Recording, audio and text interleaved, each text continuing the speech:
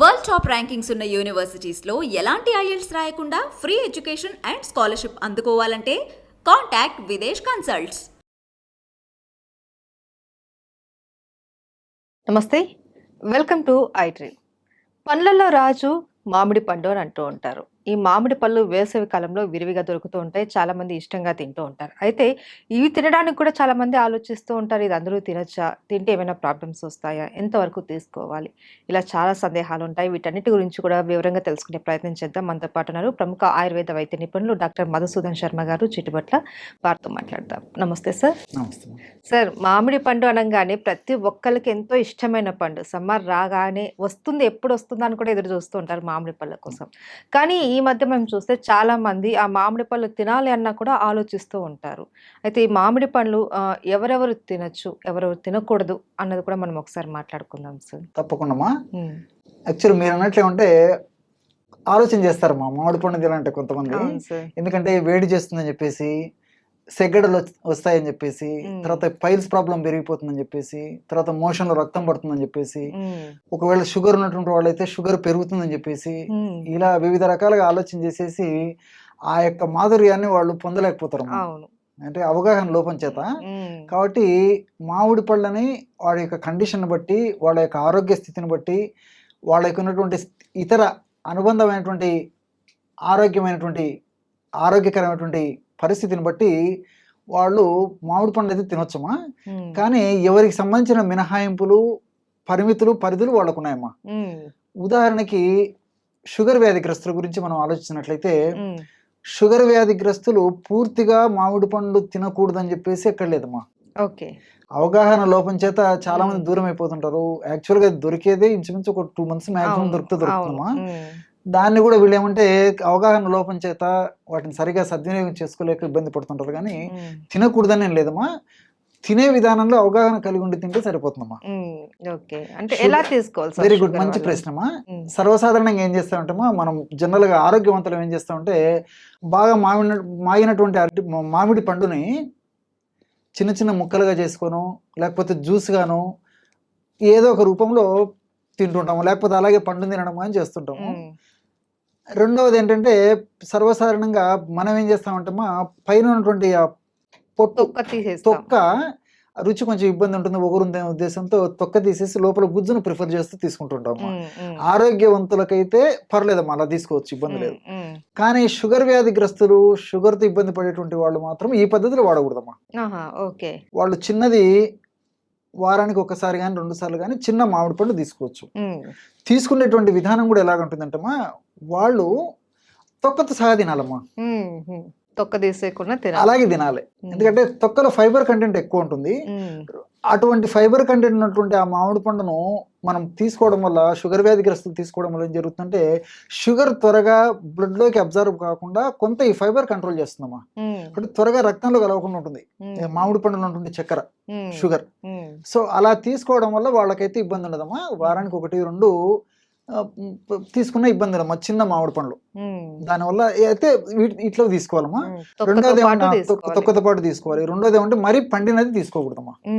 పండినటువంటి దాంట్లో sugar content ఎక్కువ ఉంటుంది. కాబట్టి దూరగా ఉన్నటువంటి మామిడి పండు షుగర్ వాళ్ళు ప్రిఫర్ చేయడం మంచిది అమ్మా. అట్లా తీసుకోవచ్చు.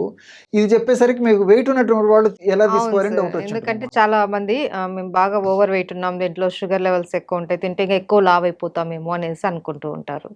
సో మరి షుగర్ ఉన్న వాళ్ళు ఎలా తీసుకోవాలన్నది చెప్పారు, మరి వెయిట్ ఉన్న వాళ్ళు ఎలా తీసుకోవాలి? కరెక్ట్ అమ్మా. ఇప్పుడు వెయిట్ ఉన్న వాళ్ళు కూడా ఈ రోజుల్లో సర్వసాధారణమైనటువంటి ప్రాబ్లం అయిపోయిందమ్మా. ప్రతి ఇంట్లో వెయిట్ ఉన్నటువంటి వాళ్ళు, ఇది కామన్ ప్రాబ్లం అయిపోతుంది రోజు రోజుకి.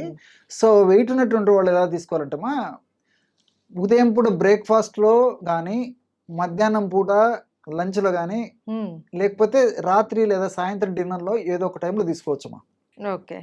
బట్ ఇది తీసుకుంటే మిగతా ఫుడ్ బంద్ చేసేయాలమ్మా. ఓన్లీ ఫ్రూట్ ఒకటే, జస్ట్ ఇదే ఫ్రూట్ అంతే.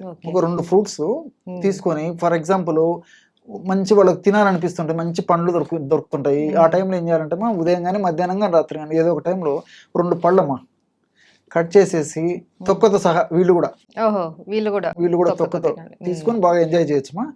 బాగా 2 పళ్ళు తీసుకొని, వాళ్ళకి అది కూడా సరిపోయేది అనుకోండి, ఇంత జామకాయ కానీ, యాపిల్ కానీ, బొప్పాయి కానీ, ఏమా ఇటువంటివి ఏమన్నా తీసుకోవచ్చు, తర్వాత మజ్జిగ ఇలాంటివి తీసుకోవచ్చు, అట్లా కడుపు నింపుకోవచ్చు మా ప్రాబ్లం కానీ అయితే లేదు. రిమైనింగ్ మనకి ఏదైతే టిఫిన్ గానీ లంచ్ గానీ అవి తినకుండా తినకూడదు. ఫ్రూట్స్ మాత్రమే. ఎందుకంటే క్యాలరీస్ మరీ పెరిగిపోతాయమ్మా. అవును, సో అవును. వాళ్ళు ఎంజాయ్ చేయొచ్చు ఫ్రూట్ ను. ఉమ్, అట్లని చెప్పేసి వాళ్ళకు ఆ అనారోగ్యకరంగా పరిణమించేటువంటి పరిస్థితి రాకుండా ఉమ్, ఈ పద్ధతులు వాడుకోవడం వల్ల వాళ్ళకి ఆరోగ్యానికి ఎలాంటి ఇబ్బంది ఉండదమ్మా. ఉమ్. సో క్షేమదాయకంగా ఈ పద్ధతులు వాడుకుంటే వాళ్ళకి ఇబ్బంది ఉండదమ్మా. ఓకే.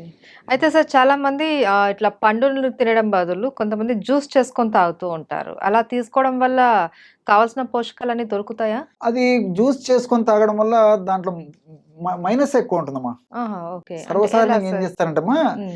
ఈ జ్యూస్ తీసుకొని చేయడం వల్ల ఏమైతుందంటే ఉడగట్టేటువంటి అవును. పద్ధతిలో పీచు మొత్తం పోతది. వెళ్ళిపోతుందమ్మా. హ్మ్. అదొకటి. రెండోది ఏంటంటే మనము కేవలం ఆ జ్యూస్ తోనే సంతృప్తి పడమమ్మా. అవును. అందులో పంచదార, షుగర్ ఏస్తాము. పాలు, తర్వాత ఈ ఐసు, హ్మ్. వాట్ నాట్ ఎల్స్ అమ్మా హ్మ్. కలిపేసరికి ఆ న్యాచురాలిటీ పోతుందమ్మా. అవును. దానివల్ల శరీరానికి మంచి జరగకపోగా ఇబ్బంది పెట్టి కొంచెం చెడు పద్ధతులు కూడా పరిణమించేటువంటి అవకాశం ఉంటుందమ్మా. హ్మ్. ఇప్పుడు షుగర్ వాడడం అందులో షుగర్ వేయడం వల్ల ఏమవుతుందంటే ఆ షుగరు వైట్ పాయిజన్ అమ్మా. హ్మ్. దానివల్ల మన బాడీలో ఇమ్యూనిటీ తగ్గిపోవడము, తర్వాత ఫ్రీక్వెంట్గా ఈ జలుబు, తర్వాత ఈ గొంతు నొప్పి, టాన్సిల్స్, హ్మ్. జ్వరము ఇలాంటి రావడము, హ్మ్. తర్వాత ఈ శ్లేష్మానికి సంబంధించినటువంటివి, తర్వాత ఊపిరితిత్తులకు సంబంధించినటువంటి సమస్యలు రావడము ఇలాంటివన్నీ జరుగుతాయమ్మా. హ్మ్. రెండోది ఏమంటే ఐస్ వేస్తామమ్మా. ఐస్ వల్ల కూడా మన బాడీ ఇమ్యూనిటీ పవర్ పోతుంది. అవును. ఎందుకంటే మన బాడీలో ఒక రకమైన టెంపరేచర్ మెయింటైన్ అవుతుంటుందమ్మా. హ్మ్. అలాంటప్పుడు మనం ఐస్ వేసేసి ఆ చల్లటి పదార్థాన్ని మనం తీసుకునేసరికి ఆ చల్లటి పదార్థాన్ని మన బాడీ టెంపరేచరు తన స్థాయికి రెగ్యులేట్ చేసేదానికి, హ్మ్. అంటే ఇంచుమించు 98 degrees వరకు తెచ్చుకునేంత వరకు ఇక్కడ జీర్ణం కాకుండా ఫుడ్ ఆ మామిడి రసం అట్లా కడుపులో అలాగే ఉండిపోతున్నామా. హుహు. హ్మ్. దానివల్ల కొన్ని కెమికల్స్ లో మార్పు జరిగేసేసి పులిసిపోవడం కానీ, తర్వాత అందులో ఇతర కొన్ని రసాయన పదార్థాలు తయారు కావడం కానీ జరిగి జీర్ణ వ్యవస్థకు సంబంధించినటువంటి ఇబ్బందులు వస్తాయమ్మా. హ్మ్. కాబట్టి జ్యూస్ తాగడం తప్పని పరిస్థితులు అయ్యి పళ్ళు లేనటువంటి వాళ్ళు, చిన్నపిల్లలు, నమలలేనటువంటి వాళ్ళు అమ్మా, తర్వాత ఈ ముక్కలు తినలేటువంటి వాళ్ళు, ఇలాంటివి ఎవరన్నా ఇబ్బంది ఉన్నటువంటి వాళ్ళు ఎప్పుడైనా తప్పని పరిస్థితుల్లో అయితే వాడుకోవచ్చు. కానీ పండును ప్రకృతి ఇచ్చినట్టు అలాగే తినడం చాలా వరకు శ్రేయదాయకమ్మా. హ్మ్. అయితే సార్ చాలా మంది ఏం చేస్తారంటే స్టోర్ పెట్టేసుకుంటూ ఉంటారు. ఇట్లా ఫ్రిడ్జ్‌లో పెట్టేసుకొని తింటూ ఉంటారు. అలా తినొచ్చంటారా? అది కూడా చెప్తానమ్మా. యాక్చువల్గా ఏంటంటే ఫ్రిడ్జ్లో అంత -డిగ్రీ టెంపరేచర్ మనం పెట్టింటాం కాబట్టి తీసిన వెంటనే తినకూడదమ్మా. హుహు. హ్మ్. సో అట్లాంటప్పుడు ఏం చేయాలంటే ఆ ఫ్రిడ్జ్ నుంచి తీసిన తర్వాత మామూలు నీళ్ళల్లో ఒక 10-15 నిమిషాల సేపు మామిడి పళ్ళను అలాగే ఉంచేసేయాలమ్మా. హ్మ్. ఉంచేసేస్తే త్వరగా నార్మల్ టెంపరేచర్కి వచ్చేస్తాయి. ఓకే. ఆ విధంగా నార్మల్ టెంపరేచర్కి వచ్చిన తర్వాత దాన్ని మనం ముక్కల రూపంలో కానీ, జ్యూస్ రూపంలో కానీ అలాగే తీసుకోవడం కానీ ఎట్లాగైనా చేసుకోవచ్చు. హ్మ్. దానివల్ల ఎందుకంటే నార్మల్ టెంపరేచర్ ఉంటుంది కాబట్టి బాడీకి మనం తీసుకున్న తర్వాత కూడా ఈజీగా జీర్ణం అయిపోతుంది. హ్మ్. ఎక్కువసేపు ఈ జీర్ణ వ్యవస్థలు ఉండదు కాబట్టి ఇతర ఉపద్రవాలు కూడా ఉండవు. బాడీ రెసిస్టెన్స్ పవర్ కూడా పెరిగిపోతుందమ్మా. హ్మ్. ఇంకోటి రెండోది ఏంటంటే మీరు బాగా గమనించండి, మామిడి పళ్ళని మిగతా పళ్ళని మామిడి పళ్ళని మీరు కంపేర్ చేస్తే మామిడి పళ్ళని టచ్ చేసినప్పుడు కొంచెం వేడివేడిగా ఉంటాయమ్మా. అవును. హ్మ్. బాగా గమనించండి హ్మ్. ప్రాక్టికల్గా. హ్మ్. మీరు చల్లటి వాతావరణంలో పెట్టిన ఇన్ సెన్స్ ఫ్రిడ్జ్ అని కాకుండా హ్మ్. మామూలు మనం రూమ్ టెంపరేచర్లో పెట్టినా, బయట మనం కొనేటప్పుడు కూడా అవును. టచ్ చేసినప్పుడు మామిడి పళ్ళు వేడి అవును. ఉంటాయి, కొద్దిగా వెచ్చగా వెచ్చగా ఉంటాయి కనపడతది. మా అవును. మిగతా పళ్ళతో కంపేర్ చేస్తే. హ్మ్. సో కారణం ఏంటంటే ఫైటిక్ ఆమ్లం అనేది ఎప్పుడు దాంట్లో ఉత్పత్తి అవుతుంటుందమ్మా. హ్మ్. హ్మ్. ఫైటిక్ ఆమ్లం ఎప్పుడైతే అట్లా ఉత్పత్తి అవుతుంటుందో పళ్ళలో వేడి గుణం అనమాట, దానికి వేడిని ప్రొడ్యూస్ చేస్తూ ఉంటుంది. హ్మ్. అలాంటప్పుడు ఏం చేయాలంటమ్మా, అలాంటి క- పరిస్థితి ఉన్నప్పుడు మనం తెచ్చుకున్న తర్వాత నీళ్ళలో కొద్దిసేపు అలాగే ఉంచడం వల్ల ఆ ఫైటిక్ ఆమ్లం ఉత్పత్తి తగ్గిపోయి మనం అలాంటి మామిడి పళ్ళని తిన్నప్పుడు వేడి చేసే తత్వం కానీ, వేడి చేసేటువంటి గుణాలు కానీ అందులో లేకుండా మనకు హానికారకంగా లేకుండా ఉండి క్షేమదాయకంగా ఉంటుందమ్మా. కాబట్టి ఓకే. నీళ్ళలో నానబెట్టేసేసి ఒక 10 నిమిషాలు అలాంటి మామిడి పళ్ళని తినడం మంచిది. హ్మ్. ఫ్రిడ్జ్లో పెట్టినా నానబెట్టాలి, హ్మ్. నీళ్ళలో అవును. పెట్టేసేయాలమ్మా. అవును. లేకపోతే ఒకవేళ మనం బయట నుండి తెచ్చుకున్నా గూడా వాటర్‌లో కాసేపు పెట్టి పెట్టి తినాలి. తీసుకుంటే ప్రాబ్లం ఉండదమ్మా. హ్మ్. తర్వాత దీంట్లో ఈ మామిడి పండులో కూడా ఏమంటే మనం మనం ఆధునికంగా ఆలోచించినప్పటికీ రకరకాలైనటువంటి రసాయన ద్రవ్యాలు ప్రత్యక్షంగా పరోక్షంగా వివిధ రకాలైనటువంటి వ్యాధులు రాకుండా వచ్చినటువంటి వ్యాధులు త్వరగా తగ్గేందుకు కూడా ఉపయోగపడతాయమ్మా. హ్మ్. ఉదాహరణకి మ్యాంజిఫెరిన్ అని చెప్పేసి ఒక రసాయన పదార్థము, అదేవిధంగా ఈ క్వర్సటిన్ అనేటువంటి ఒక రసాయన పదార్థము, తర్వాత రామినిటిన్ అనేటువంటి రసాయన పదార్థము, తర్వాత లిటియోలిన్, జియోజాంతిన్, అమైలైజు అనేటువంటి ఎంజైమ్ ఇలాంటివి అనేక రకాలైనటువంటి రసాయనాలు కూడా ఉంటాయమ్మా. హ్మ్. ఇవన్నీ కూడా ప్రత్యక్షంగా పరోక్షంగా మన దేహానికి ఉపయోగపడతాయమ్మా. హ్మ్. ఉదాహరణకి ఈ మ్యాంజిఫెరిన్ అనేటువంటి రసాయన పదార్థం ఏదైతే ఉందో అది బెస్ట్ యాంటీ ఆక్సిడెంట్ గా పనిచేస్తుందమ్మా. ఓకే. అంటే అనేక రకాలైనటువంటి వ్యాధులు రాకుండా కణజాలాన్ని రక్షించేందుకు, ఆ వ్యాధులు త్వరగా తగ్గేందుకు ఉపయోగపడుతుంది. అట్లే క్వర్సెటిన్ అనేటువంటి రసాయన పదార్థము యాంటీ ఇన్ఫ్లమేటరీ ఏజెంట్ గా పనిచేస్తుందమ్మా. అంటే శరీరంలో ఇన్ఫ్లమేషన్ అనే ప్రక్రియను త్వరగా పెరగకుండా, అసలు పెరగకుండా ఉండేందుకు కూడా ఈ యొక్క క్వర్సెటిన్ అనేటువంటి రసాయన పదార్థం ఉపయోగపడుతుందమ్మా. అట్లే రామినిటిన్ అనేటువంటి ఒక కెమికల్ ఉందమ్మా.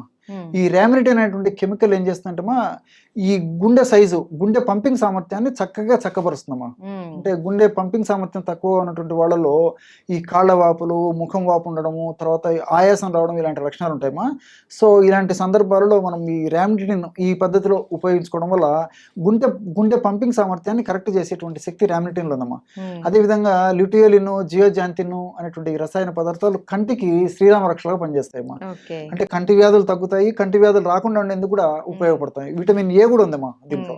సో ఇవన్నీ కూడా మన కంటి వ్యాధుల నుంచి రక్షించేందుకు ఉపయోగపడుతుంటాయి. తర్వాత లాస్ట్ గా అమైలేజ్ అనేటువంటి ఒక ఎంజైమ్ ఉందమ్మా.